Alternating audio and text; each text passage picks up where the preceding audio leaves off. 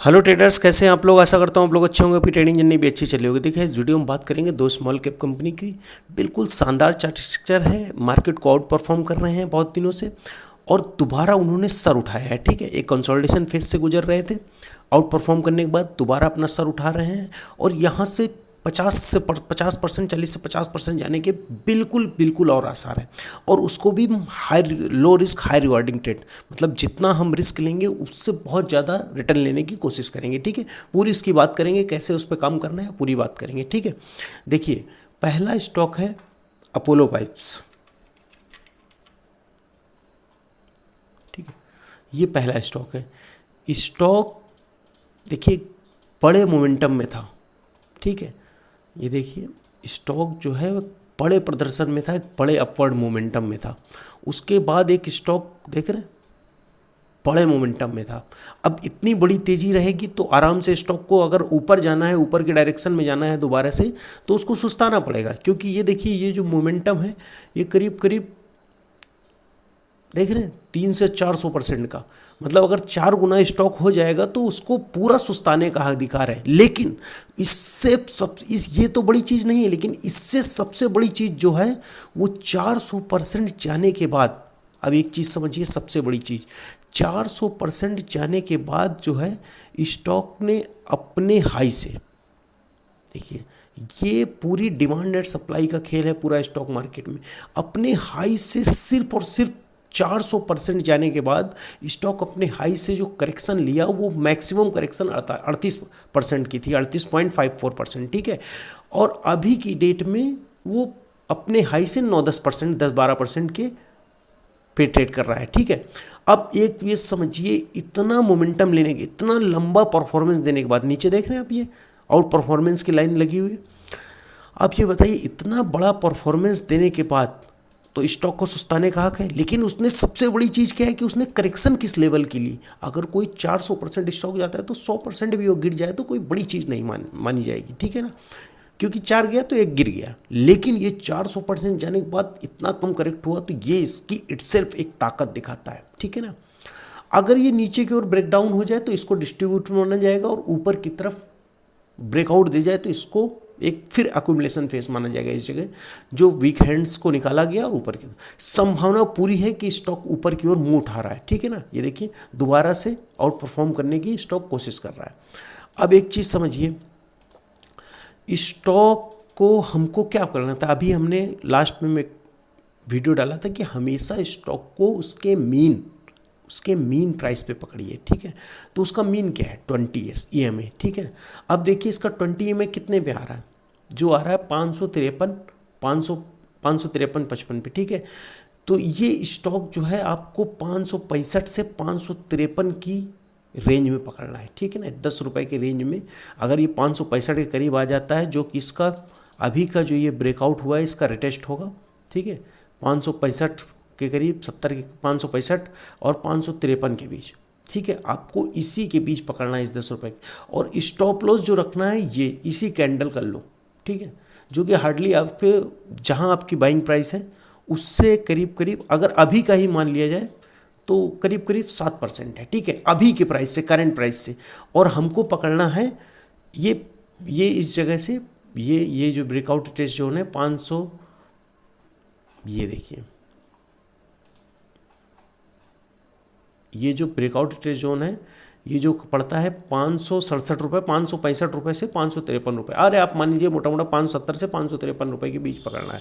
ठीक है, अब इसके बाद जो इसका, ये देखिए एक चीज़ और दिखाता हूँ।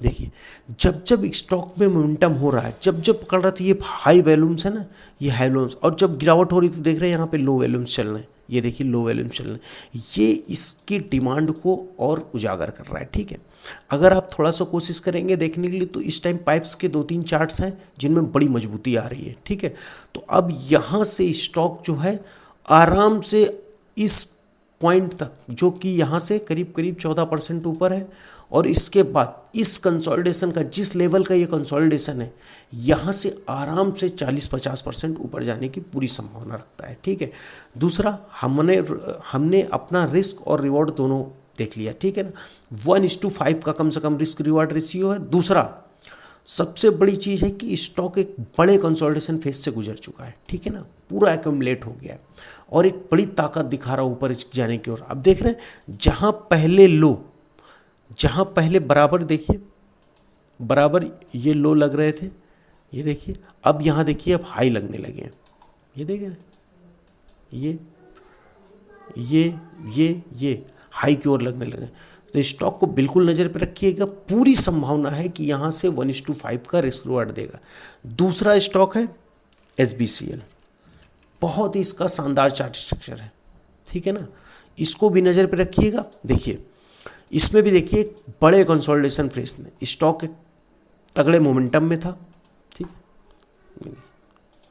देख रहे स्टॉक एक तगड़े मोमेंटम में था और इसके बाद करीब करीब ये स्टॉक भी एक मोटे कंसोलिडेशन फेज से एक यहाँ से यहाँ तक का कंसोलिडेशन फेज जो कि करीब करीब 3 से 4 महीने का है, और ये भी मान सकते हैं क्योंकि इसके ऊपर ये गया नहीं, ठीक है, 2 बार इसने लगातार कंसोलिडेशन किया, ये फेज, उसके बाद थोड़ा जाने के बाद फिर एक कंसोलिडेशन।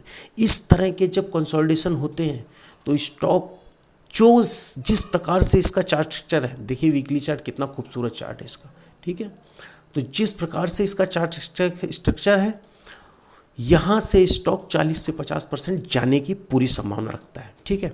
जहाँ पहले इसमें बराबर लोअर्स बॉटम बन रहे थे, ये देख रहे हैं, ये देखिए ये अब देखिए ऊपर के बॉटम बनने लगे हैं, हायर लोज बनने लगे हैं, ठीक है ना। अब ये मीन पॉइंट के पास 490 482, ये देख रहे हैं इसका मीन जो है मीन एवरेज है वो 482 है, ठीक है, वहाँ बिल्कुल स्टॉक उसी के आसपास टहल रहा है। हमको इसी रेंज में 490 से 480 82 के रेंज में ही पोजीशन बनाना है, और स्टॉप लॉस जो होगा 450 के नीचे, मतलब 445 आप मान सकते हैं, जो कि हार्डली यहाँ से 6-7, बस हमको कभी भी किसी भी स्टॉक में 7-7.5% से ज़्यादा रिस्क नहीं लेना है, ठीक है ना।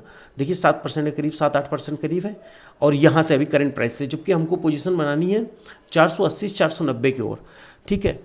और स्टॉक ऊपर जाने की, ये भी स्टॉक जाने की आपको 40 से 50% जाने की पूरी संभावना है। देख रहे हैं कितना ज़बरदस्त मोमेंट स्टॉक में ये वॉल्यूम्स हैं, और उसके जब ये स्टॉक गिर रहा है तो देख रहे हैं कितने ड्राई वॉल्यूम्स हैं, ये इसकी ताकत को दर्शा रहा है, ठीक है।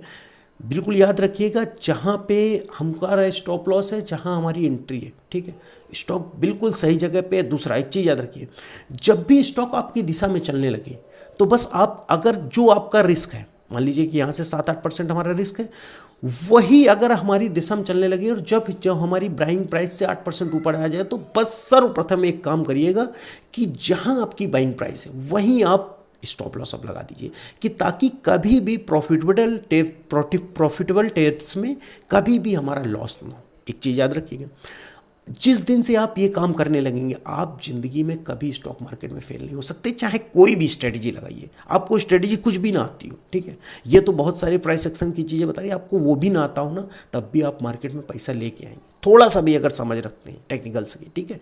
आपको क्या करना है, अगर आपकी दिशा में स्टॉक चलने लगे तो आपको तुरंत जितना हमारा रिस्क है उतना ऊपर स्टॉक चला जाता है, तुरंत रिस्क वाली जगह पे अपना जो हमारी बाइंग प्राइस है उस पे रख देंगे। इससे क्या फ़ायदा होगा, इससे ये फ़ायदा होगा कि आप कभी भी स्टॉक अगर मान लो 10% ऊपर चला जाता है और वहाँ से लौट आता है, तो आप इस आशा में नहीं बैठे रहेंगे, आप 0-0 पे निकल जाएंगे। लेकिन कभी भी प्रॉफिटेबल ट्रेड जो हमारे जितना हमने रिस्क लिया था उससे ऊपर जाने के बाद लौटेगा, तो हमको 0-0 पे निकल जाना है, उस पोजीशन को लॉस पे नहीं काटना है। इसको हमेशा ध्येय बना कर रखिए। और अगर आप में क्षमता लंबे रखने की नहीं है, मतलब 30% 1:3 1:4, तो हम कम से कम 1:2, मतलब अगर हमने 8% रिस्क लिया है तो 16%, 7-8% ज़्यादा रिस्क नहीं लेना, 16% पे अपनी 70% पोजीशन को काट लीजिए, और हमेशा स्विंग लो को देख के और भी जो भी एक्सिट स्टेज जो मैंने बताई हैं उसी हिसाब से निकल जाइए। दोनों स्टॉक को नज़र पर रखिएगा, बड़े प्रदर्शन की उम्मीद है, बहुत ही ज़बरदस्त चार्ट स्ट्रक्चर है, ठीक है दोस्तों। ओके, अब इस वीडियो में इतना ही, थैंक यू।